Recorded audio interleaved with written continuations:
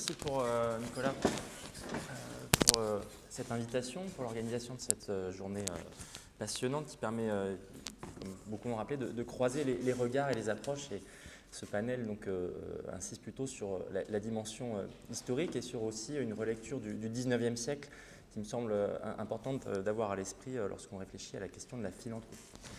Je ne suis pas donc spécialiste de la philanthropie, mais en travaillant sur l'état fiscal, sur la redistribution, je l'ai croisé à de nombreuses reprises.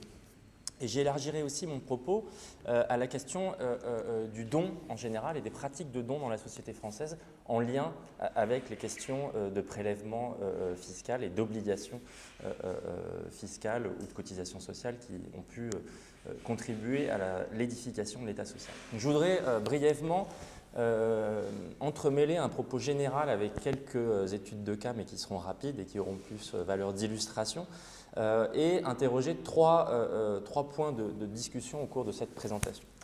Premièrement, il me semble qu'un des éléments importants à discuter est celui de la pertinence ou non des diagnostics qui tendaient à montrer une évolution linéaire et universelle du don vers l'impôt. Si on lit un certain nombre d'ouvrages, et une tendance quand même très forte qui existe, évidemment, il y a toujours cette tentation de présenter le don comme ce qui caractériserait des sociétés archaïques, exotiques ou lointaines, et la redistribution par l'impôt comme un fait moderne, rationnel, dépersonnalisé, qui serait la marque caractéristique des États sociaux, des États-providence, notamment établis au cours du XXe siècle.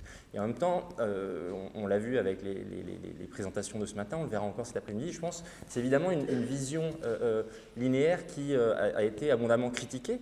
On peut la critiquer d'abord du point de vue de l'exemple américain qui montre tout le contraire, puisque lorsqu'on lit par exemple l'ouvrage d'Olivier Zins sur l'histoire de la philanthropie aux États-Unis au XXe siècle, évidemment, on lit en parallèle également une histoire de la construction d'un État fortement redistributeur et s'appuyant sur un impôt très fortement progressif tout au long des années allant de la Première Guerre mondiale jusqu'aux années 70. Et donc l'âge d'or des grandes fondations américaines coexiste et est articulé à la construction d'un impôt sur le revenu fédéral progressif qui évidemment va prévoir des mécanismes de déduction et d'aide fiscale qui vont contribuer au développement du secteur philanthropique, mais les deux sont imbriqués et on voit bien qu'il est difficile à ce moment-là de concevoir une évolution des pratiques de dons vers des pratiques dites plus modernes d'imposition et d'obligation fiscale. Et deuxième point, plus lié là à la tradition intellectuelle et politique française, dans la réflexion sur l'impôt, et ce depuis la Révolution française, le thème de la contribution volontaire a toujours été quelque chose de central et de présent, puisque ce qui gêne fondamentalement dans l'impôt, c'est qu'il est lié à l'obligation et à la coercition. Et ça a toujours gêné, c'est-à-dire qu'on a toujours essayé de légitimer l'impôt en lui donnant le plus possible l'aspect d'un prélèvement qui ne serait pas un prélèvement subi, contraint, mais qui au contraire reposerait sur la libre adhésion, le libre engagement des individus. Et c'est pourquoi, sous la Révolution française, on a substitué au terme d'impôt le terme de contribution, et que certains espéraient à l'époque pouvoir redéfinir le mode de financement des services publics, encore limité à l'époque, autour de contributions volontaires, de dons patriotiques. Ce sont des thèmes qui sont mentionnés dans les années 1790 et qui vont revenir occasionnellement, plutôt que par un prélèvement arbitraire tel qu'il pouvait être ressenti, notamment sous l'Ancien Régime. Deuxième idée que je pense importante de discuter, c'est celle du retard français en matière de philanthropie. Je cite ici donc un rapport de 2012 de l'Observatoire de la Fondation de France, que beaucoup d'entre vous devez très bien connaître, qui expliquait dans son introduction « La société française n'est que depuis peu sensibilisée à la question de la philanthropie. En effet, l'abandon par des personnes privées de sommes conséquentes au profit du bien commun n'a que très récemment acquis ses premières lettres de noblesse. » Là, je pense que c'est une vision très présentiste et que les deux présentations que nous avons eues juste à l'instant montrent que le 19e siècle est un grand moment quand même d'intervention philanthropique, alors évidemment sous des formes différentes, avec des formes de combinaison publique-privée quand même très actives, le rôle des acteurs religieux fondamental, et qui invite, je pense, à embrasser la séquence de la Révolution française à nos jours avec donc une complexité plus grande. Et puis enfin, le troisième point, alors là j'ai un problème de présentation, donc c'est pas très grave, il y a une partie de la slide qui a disparu, c'est de se focaliser sur un moment particulier, puisqu'on peut poser ces questions à une échelle très large et très vaste, mais très souvent on présente la Première Guerre mondiale comme un tournant fondamental dans la construction des États fiscaux et des États sociaux. Et ce que je voudrais essayer de montrer, en prenant et en embrassant une séquence qui va de la fin du 19e siècle à l'entre-deux-guerres, c'est qu'il y a pu y avoir des formes de chevauchement et de coexistence en des pratiques de redistribution fondées sur l'impôt, et notamment sur la progressivité de l'impôt, mais également des pratiques et des cultures du don qui ont pu se maintenir par-delà la Première Guerre mondiale. Donc, premier point, partons de la situation fin 19e siècle, début 20e siècle. On se situe à peu près dans le même moment chronologique que celui qu'Anne L'Huissier évoquait. La Belle Époque pourrait éventuellement faire figure d'un moment philanthropique profondément affirmé, puisque il est vrai qu'on dispose d'assez peu de statistiques. Quand on évoque un retard français par rapport à d'autres pays, il faudrait déjà, je pense que c'est un des éléments d'un programme de recherche, c'est véritablement pouvoir quantifier les flux de dons, de legs, etc., pour pouvoir faire des comparaisons véritablement documentées. Cela dit, on dispose de l'ouvrage important de l'historien Jean-Luc Marais qui, en 1999, avait publié sa thèse intitulée « Histoire du don en France de 1800 à 1939 ». Et dans les statistiques qu'il a pu reconstituer, alors qui ont des biais évidents, et notamment, elle s'appuie essentiellement sur des statistiques et des archives publiques, et elle laisse de côté, il le dit lui-même, évidemment, tout un ensemble de flux, de dons, de donations qui ne passent pas sous les regards des autorités. On voit quand même très nettement, dans l'un des graphiques qu'il reproduit, une très forte augmentation de la valeur des libéralités charitables, tous les établissements confondus, dans la période 1880-1914. Donc, il y a évidemment une reconfiguration de l'action philanthropique et notamment la question de la laïcisation ou de la sécularisation qui, à partir des années 1880, va transformer considérablement ce milieu. Mais en même temps, lorsqu'on regarde d'un point de vue statistique, il semble bien qu'il y ait une augmentation des dons et legs, notamment à cette période-là. Pour faire écho au graphique que Nicolas montrait dans son introduction, on voit également aussi, et ça c'est bien connu depuis les travaux de Thomas Piketty et son équipe, que cette époque correspond également à un moment de sommet des inégalités de revenus et de patrimoine dans la société française, un sommet qui n'a jamais été retrouvé depuis. Pour le cas français, pour le cas américain, ça serait un petit peu différent. Et donc il n'est pas non plus complètement étonnant que, disons, vers 1900, vous ayez à la fois de très fortes inégalités de revenus, en dépit de tout le discours égalitaire républicain, et également des flux philanthropiques relativement importants, puisqu'il y a un certain nombre d'acteurs qui en font un élément essentiel de leur intervention dans la sphère sociale et dans la sphère publique. Si on regarde le discours des acteurs eux-mêmes, beaucoup sont assez triomphalistes vers 1900. Il n'y a pas du tout le sentiment que la France est en retard. En 1900, en marge de l'exposition universelle, c'était le cas depuis les expositions universelles des années 1860, se tient un congrès portant sur les liens entre l'assistance publique et la bienfaisance privée. Et les deux sont évidemment abordés ensemble, les deux font partie d'une sorte de conglomérat. Il y a des acteurs qui viennent représenter l'assistance publique, d'autres différentes formes de bienfaisance privée dans différents pays et qui se prétendent agir main dans la main pour le bien des populations. J'ai reproduit ici le discours du rapporteur chargé de présenter l'état de la bienfaisance privée, Georges Picot, qui est à l'époque secrétaire perpétuel de l'Académie des sciences morales et politiques. Première citation, c'est là en effet, messieurs. Alors, il parle de la position de l'ensemble de ce cénacle réuni vis-à-vis notamment des propositions visant à intervenir plus de manière législative pour résoudre la question sociale. C'est là en effet, messieurs, ce qui nous sépare de certaines écoles. Nous croyons fermement que ni les lois, quel que soit leur nom, ni les administrations, ni les hommes ne peuvent supprimer les pauvres. Laisser espérer la suppression du paupérisme, c'est semer l'illusion et provoquer les plus graves périls. Donc il y a une opposition assez franche, évidemment, dans les années 1890 et 1900 à la menace socialiste. Deuxième citation, messieurs, et ça sera la conclusion de son discours, en constatant qu'à aucune époque, en 30 années, une plus magnifique efflorescence d'œuvres privées ne s'est produite dans notre pays, nous avons quelques droits de dire qu'en France, l'égoïsme n'est pas en progrès. Donc si vous prenez le discours des acteurs, en 1900, vous avez une reconfiguration de l'action publique, c'est la fameuse nébuleuse réformatrice étudiée par Topalov, qui associe des acteurs publics et des acteurs privés, qui sont réunis au sein du musée social qui a été créé en 1895, qui est une institution privée qui va lancer des enquêtes, qui est liée aussi au développement de la sociologie, pour documenter des aspects de la question sociale, qui va permettre d'apporter des réponses, mais en évitant une étatisation trop poussée. Alors évidemment, il s'agit d'un discours de combat. il y a sans doute une réalité des flux philanthropiques à l'époque tels qu'ils peuvent se manifester. Il y a un grand nombre de fondations qui existent. Mais évidemment, pour les acteurs eux-mêmes, ça fait partie du discours de justification, il faut anticiper sur les propositions éventuelles d'un renforcement des pouvoirs de l'État. Alors le même Georges Picot, ce qui est intéressant, c'est qu'en 1892, je crois, je n'ai plus la date exacte, alors 1895 pour le dépôt légal, pardon, publie La lutte contre le socialisme révolutionnaire. Le point sur lequel je veux insister, c'est que les philanthropes sont tout à fait conséquents à l'époque. Ils sont à la fois impliqués dans les milieux de la réforme sociale et en même temps très fortement hostiles à ce qu'il appelle le socialisme collectiviste. Alors à l'époque, ce qu'on appelle le socialisme collectiviste, c'est très large. Ça va des socialistes véritables aux anarchistes, mais aussi aux radicaux, parce qu'ils sont très opposés aux radicaux qui ont un certain nombre de propositions sur l'encadrement du travail, la journée de 8 heures, la justification du travail, l'impôt progressif sur le revenu ou autre. Et on retrouve dans les années 1890 une angoisse assez forte sur la construction de ce qu'on appelle déjà l'État-providence, puisque le terme a été forgé par des libéraux dans les années 1860.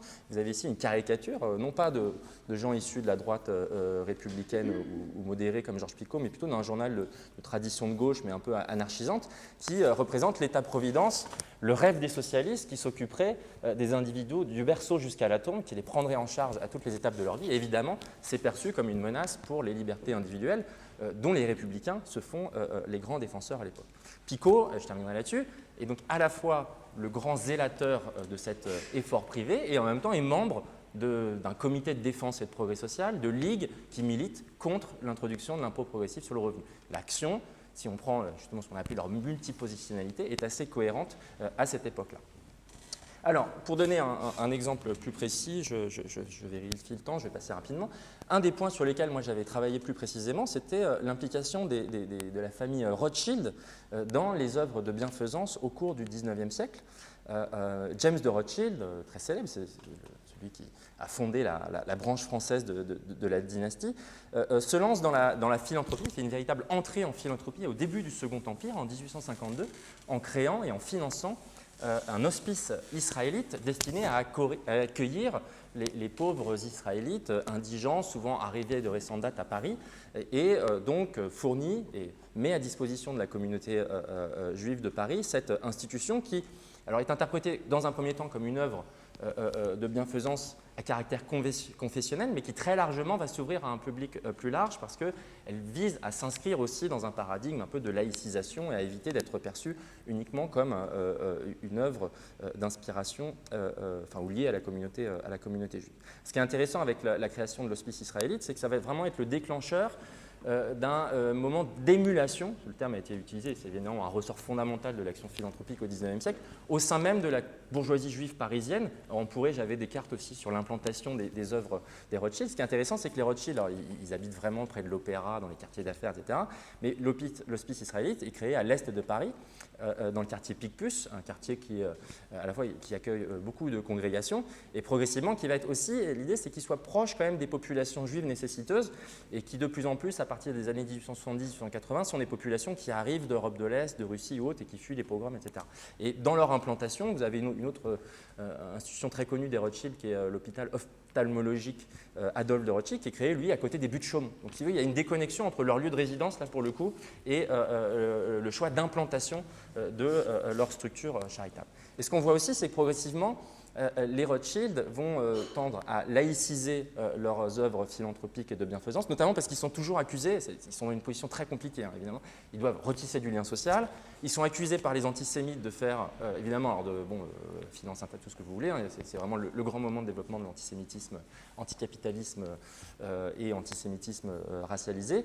Et donc, ils sont souvent accusés finalement de créer un État dans l'État. On trouve l'expression dans le manuel de Maxime Ducamp qui décrit le Paris bienfaisant. Il y a cette idée qu'il y a évidemment la solidarité d'Israël, c'est le terme qu'il utilise, la charité d'Israël, crée une sorte d'État dans l'État. Il y a un système de protection sociale spécifique pour une communauté et qui a été fortement développé par Rothschild. Et donc, ils doivent en même temps se tourner vers une action plus large.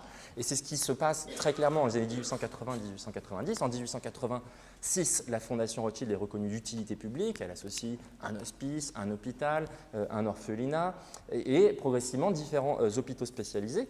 Et le fleuron, au début du siècle, de l'œuvre des Rothschild, c'est la création de la Fondation Rothschild Rothschild pour l'habitat à Bon Marché en 1904, qui là est un véritable laboratoire de la politique publique du logement à Bon Marché. Donc il y a vraiment une imbrication, c'est-à-dire qu'il n'y a pas d'opposition là entre ce que font les Rothschild et ce que font les pouvoirs publics à l'époque.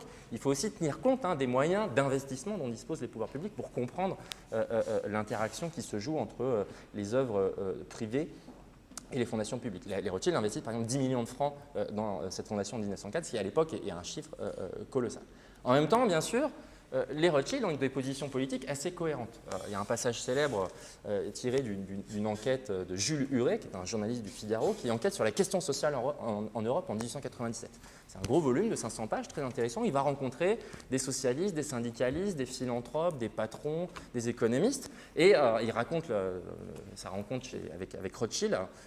Je précise tout de suite, Rothschild a répondu, il y a une lettre à la fin du livre, et Rothschild dit « Non, j'ai jamais dit ça. Il a déformé mes propos, c'est pas possible que j'ai dit ça, il m'a pris au dépourvu. » Mais bon, il n'en reste pas moins que Huret publie cette citation, il l'interroge sur la menace socialiste, sur la question sociale. « Je n'y crois pas pour ma part à ce mouvement ouvrier. Je suis sûr que les ouvriers, je parle en général, sont très satisfaits de leur sort, qu'ils ne se plaignent pas du tout et qu'ils ne s'occupent pas de ce qu'on appelle le socialisme. » Donc évidemment, négation de l'existence de la question sociale et qui, évidemment, pour eux, est démentie par l'implication des philanthropes qui doit permettre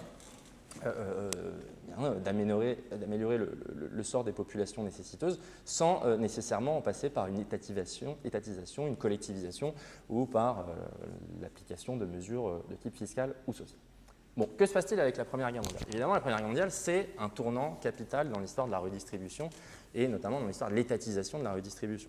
Bon, c'est un fait acquis dans la littérature. Ici, j'ai reproduit un graphique qui montre bien que la Première Guerre mondiale est un tournant dans le développement de la fiscalité redistributive. Ici, ce sont deux politistes américains qui ont comparé l'évolution des taux marginaux d'imposition dans les pays qui ont été impliqués dans la Première Guerre mondiale et ceux qui n'y ont pas été impliqués. Et ce qu'ils montrent, c'est que l'implication dans la Première Guerre mondiale a des effets évidemment très forts sur l'élévation du taux marginal supérieur d'imposition. C'est la courbe du haut. Donc, évidemment, il y a des enjeux sociaux, il y a des enjeux évidemment militaires qui sont cruciaux dans le développement de la fiscalité redistributive. C'est aussi un point qui est bien mis en avant dans le livre de Thomas Piketty. Et donc, vous avez la création de l'impôt progressif sur le revenu en 1914, qui atteint rapidement des taux tout à fait spectaculaires, puisque lorsque la loi est votée, le taux marginal est de 2%. À la sortie de la guerre, on est au-delà de 60%. Donc pour les contemporains, c'est quand même un bouleversement très fort. Et il y a effectivement un tournant important. En même temps, ce n'est pas une conversion soudaine, c'est-à-dire qu'on ne va pas tout d'un coup basculer dans un monde complètement différent et le don va continuer de travailler la réflexion sur la redistribution, il me reste 2 minutes pour ma deuxième partie, au cours des années d'entre-deux-guerres. L'idée simple, c'est de montrer que l'entre-deux-guerres, c'est un moment de brouillage des frontières et d'incertitude sur les frontières entre certaines catégories liées à la redistribution, aux dons, et je vais peut-être en donner un autre exemple aussi à la loterie. Alors, on l'a cité, l'exemple qui est important, notamment dans l'amphithéâtre d'Urkheim, c'est la réflexion de Mauss sur le don, qui publie ses articles dans l'année sociologique en 1923-1924. Et il y a toujours ce passage qui étonne où Mauss, finalement, explique que la protection sociale pourrait être comprise comme du contre-don venant répondre au don qui est fait par les ouvriers de leur travail et de leur salaire. Donc finalement, il y a une logique du don et du contre-don qui se développe au début du XXe siècle sous les formes de la protection sociale et non plus seulement de la charité. Et en même temps, il y a un appel de Mauss à faire en sorte que, je le cite, les riches citoyens redeviennent des sortes de trésoriers de leurs concitoyens. Et il dit « Ainsi on doit revenir à de l'archaïque, la joie de donner en public, le plaisir de la dépense artistique généreuse, celui de l'hospitalité et de la fête privée et publique. » Il y a cette idée que le tournant, disons, étatiste, redistributif ne doit pas conduire à abandonner les cultures, les pratiques et la morale du don telle qu'elle avait pu exister au cours du XIXe siècle. Un exemple de retour de ce que Mauss appellerait l'archaïque, c'est l'expérience de la contribution volontaire de 1926, qui est quand même quelque chose d'assez étonnant. Lorsque, en pleine crise de la dette, les pouvoirs publics, à la suggestion d'acteurs privés, décident de lancer une opération de collecte des dons des citoyens pour amortir et réduire le poids de la dette publique qui, évidemment, à l'époque, a atteint des niveaux importants à l'issue de la Première Guerre mondiale. Ce qui m'intéresse ici, donc là, c'est l'image officielle qui est publiée en 1926 par les pouvoirs publics qui va appeler les citoyens à donner leur argent plutôt qu'à se soumettre à l'impôt pour essayer de réduire la dette publique. On réutilise complètement l'imaginaire des dames patronesses du XIXe siècle. Donc là, le point juste que je veux souligner, c'est qu'il y a une forme de continuité des imaginaires et des pratiques jusque dans l'entre-deux-guerres et notamment vis-à-vis des conduites de dons. Lorsque vous donnez à la contribution volontaire en 1926, on vous remet un certificat attestant de votre civisme. Et donc, on est véritablement dans un modèle qui n'est pas du tout le modèle de l'imposition, et qui est dans le modèle de la gratification, de la rétribution symbolique, puisque vous avez fait don à la collectivité pour essayer de résoudre un problème public qui est la dette. Alors évidemment, la dette, c'est une sorte de contre-don ici, la contribution de 1926, puisque c'est la dette qui a été accumulée pendant la Première Guerre mondiale, et donc aussi à travers le sacrifice des hommes qui sont morts au front. Deuxième exemple, et alors là, c'est pour aussi, je vais peut-être m'arrêter quand même, parce que je pense qu'il me reste 2 minutes, c'est bien trop généreux. Alors, on pourrait discuter, moi je n'ai pas d'éléments précis là-dessus, mais finalement sur ce que deviennent les grandes fondations au début des années 20. Dans l'étude de la philanthropie, il faut tenir compte à la fois, et je crois que c'est un des intérêts du livre d'Olivier Zins sur les États-Unis, il y a la philanthropie élitiste, évidemment, qui peut être liée à une justification de l'ordre social, d'un ordre social inégalitaire, et il y a aussi la philanthropie de masse, l'incitation aux dons des citoyens anonymes. Et l'entre-deux-guerres, les années 20, est un moment de puissante incitation aux dons, notamment dans le sillage de la Première Guerre mondiale et l'appel au financement des œuvres de guerre et aux œuvres de secours aux anciens combattants. On voit dès les années 1915-1916, ça avait été bien montré par Antoine Pro dans sa thèse sur les anciens combattants, des appels réguliers aux contributions, aux souscriptions en faveur des combattants, et plus encore dans les années 20 en faveur des combattants mutilés. Et ici, j'ai pris l'exemple des gueules cassées sur lequel je travaille par ailleurs, qui régulièrement font appel aux dons et aux souscriptions des citoyens. Alors évidemment, là, on est dans la quintessence de la dette, parce qu'évidemment, ils ont fait le sacrifice de leur vie, et en plus, ils sont revenus avec le stigmate des blessures de guerre, et donc les gueules cassées ont un statut bien à part dans le paysage des anciens combattants. Ce qui est intéressant, c'est que c'est une petite association, ils sont 6000, et en même temps, ils vont développer des savoir-faire de collecte de l'argent extrêmement poussés et sophistiqués dans l'entre-deux-guerres, à tel point qu'ils mettent en place, au début des années 30, entre 1931 et 1933, une opération qui s'appelle la dette. Donc là, le terme est assez explicite, qui vise donc à susciter des contributions et des souscriptions pour venir en soutien à leur œuvre, alors qu'il y a des missions sociales, des missions médicales, parce qu'il y a aussi toute l'histoire de la chirurgie maxillofaciale qui est développée dans le sillage de l'histoire des gueules cassées. Mais l'originalité, c'est qu'ils n'appellent pas seulement aux souscriptions, mais il crée un dispositif qui est fondé sur le principe de la loterie. Souscrivez, et en plus, vous avez éventuellement la possibilité de gagner des lots, de toucher le gros lot.